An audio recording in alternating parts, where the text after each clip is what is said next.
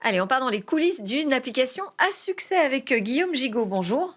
Bonjour. Vous êtes le cofondateur et dirigeant de The Grizzly Labs qui donc développe des solutions de gestion de documents, en particulier l'application mobile Genius Scan, qui est une application pour numériser ses papiers, ses documents de toutes sortes. Et d'ailleurs, que je dois dire que j'utilise depuis très très longtemps. Donc merci beaucoup, elle est chouette. Cette application, d'ailleurs, elle a quel âge? Elle a 16 ans? Alors tout à fait, 16 tout à ans. fait. On a commencé à la développer en 2010 avec mon associé Bruno Virlet, quand on était étudiant à l'étranger. Et bon, comme tous les étudiants, et de surcroît à l'étranger, on avait beaucoup de papiers, de documents papier encore à l'époque.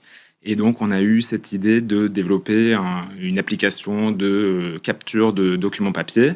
C'était le tout début des iPhones, des App Store. Donc, on a décidé de mettre à profit nos compétences. Moi, je faisais de la recherche en traitement d'images.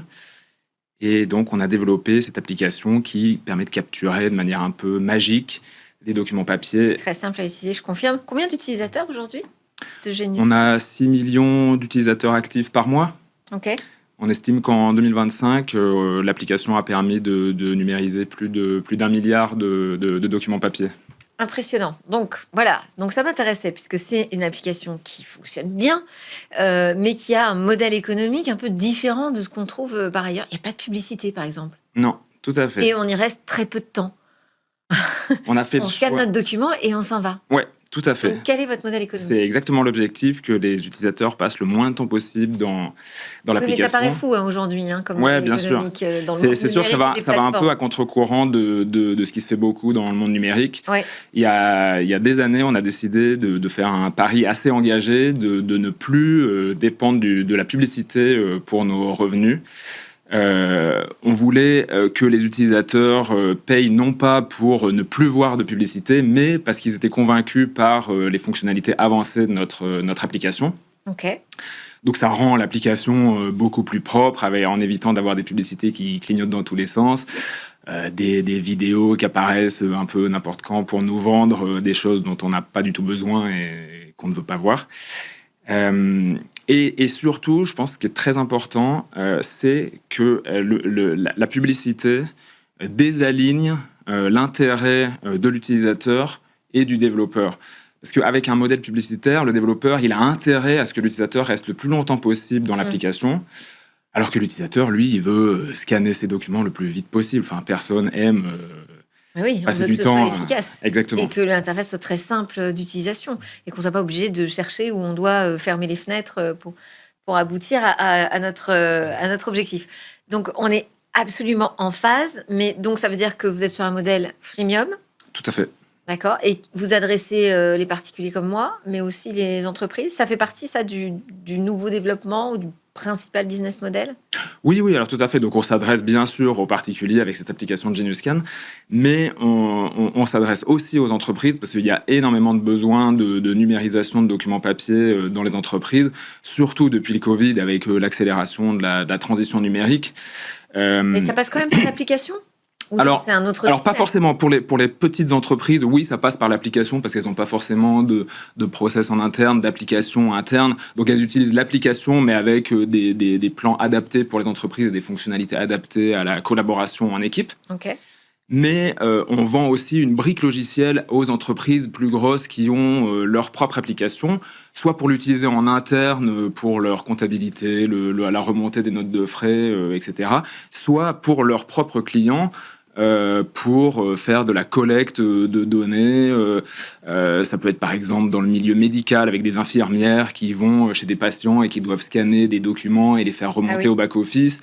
Ça peut être dans le transport où il y a encore énormément de papier avec des bons de livraison que les camionneurs, les routiers, les livreurs doivent scanner dans leur camion dans des conditions parfois difficiles et faire remonter, pareil, pour traitement dans les logiciels de l'entreprise. Donc on fournit cette technologie de scan de documents aux entreprises via des licences. C'est-à-dire que là, vous allez sur presque un autre marché sur lequel il y a des mastodontes de la gestion de l'archivage. Je ne sais pas si vous allez jusque-là. Oui, alors l'archivage, non, nous on se contente de faire la capture de documents en local sur le téléphone. D'accord.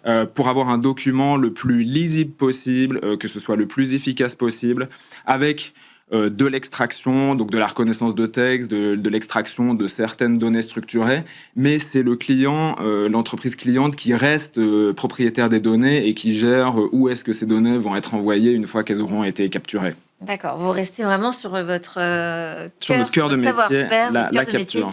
Ok, j'ai vu que vous annonciez justement une fonctionnalité pour Teams, parce que je me suis dit, bah, là, vous sortez un petit peu de votre champ, non?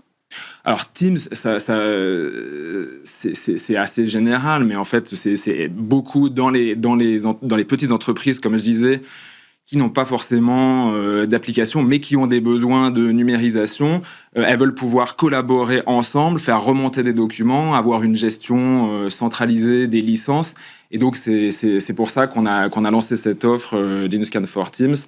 Et on continue de développer encore des outils de collaboration pour pouvoir partager des dossiers, avoir des process communs entre les différentes personnes de l'équipe.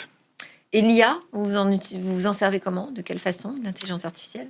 Alors l'IA, ça fait des années qu'on l'intègre Pour la dans notre application. de caractère? Exactement. Enfin, pour la reconnaissance de caractère et pour la capture en elle-même.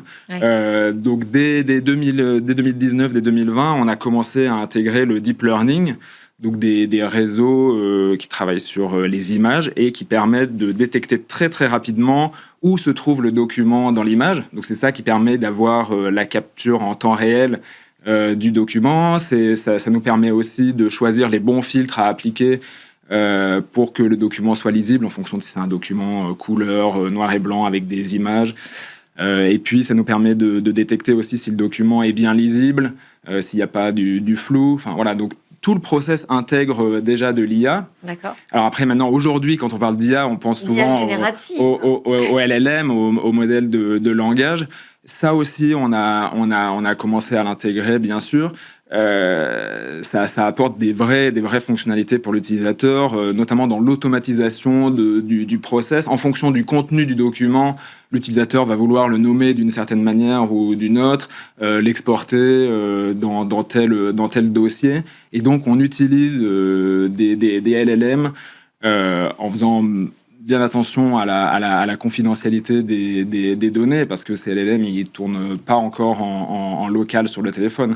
Donc, on fait très attention à ça. Mais bien sûr qu'on intègre ces fonctionnalités. De manière raisonnée et responsable. J'ai vraiment entendu tous ces mots dans votre interview. C'est ça qui m'intéressait de mettre en avant. Et puis voilà, on est content d'avoir un champion dans ce domaine. Merci beaucoup, Guillaume Gigot, d'être venu avec nous célébrer ces 16 ans de l'application GeniusScan. Je rappelle le cofondateur et dirigeant de The Grizzly Labs. Eh bien, on reste ensemble. On va parler d'intelligence artificielle, mais là, on va basculer dans le domaine de la philosophie avec la grande interview.